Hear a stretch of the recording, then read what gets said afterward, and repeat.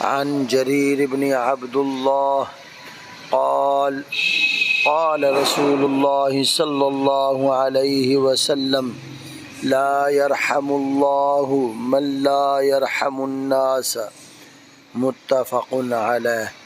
حضرت جریر بن عبداللہ رضی اللہ تعالی عنہ فرماتے ہیں کہ رسول اللہ صلی اللہ علیہ وآلہ وسلم نے فرمایا، اللہ تعالیٰ اس شخص پر رحم نہیں کرتا جو لوگوں پر رحم نہیں کرتا۔